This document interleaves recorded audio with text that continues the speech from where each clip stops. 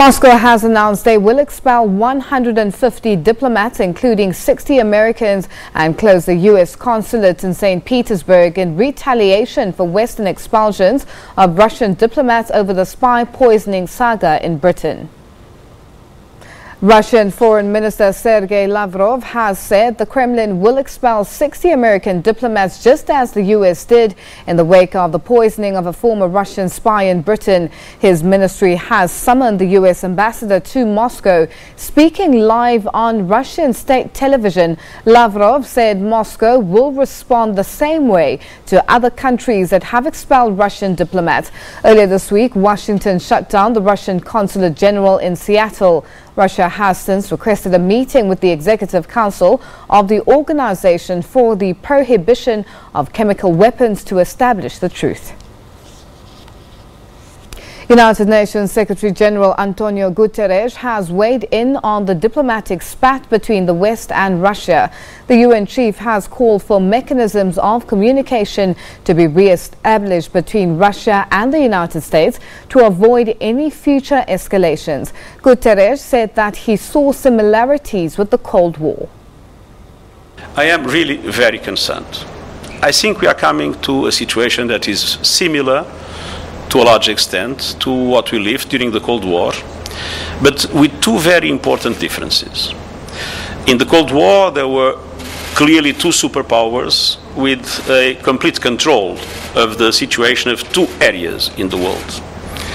Now we have many other actors that are relatively independent and with an important role in many of the conflicts that we are witnessing, with risks of escalation that are well known. On the other hand, during the Cold War, there were mechanisms of communication and control to avoid the escalation of incidents, to make sure that things would not get out of control when tensions would rise. Those mechanisms have been dismantled because people thought that the World War was finished, and so there was no reason to have this kind of precautions. I do believe it's time for precautions of this sort, guaranteeing effective communication, guaranteeing capacity to prevent escalation. I do believe that mechanisms of this sort are necessary again. For more on this developing story, we are now joined live from Moscow in Russia by our correspondent Lucy Taylor. Lucy, thank you so much for joining us. Now, what's the latest regarding these expulsions? 150 diplomats, including 60 Americans. This is noted as being one of the biggest expulsions we've ever seen.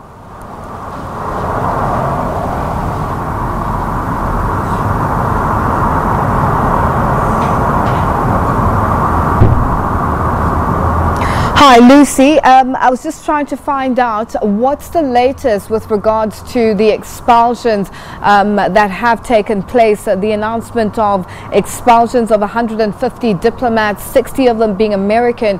What's the latest? Any developments?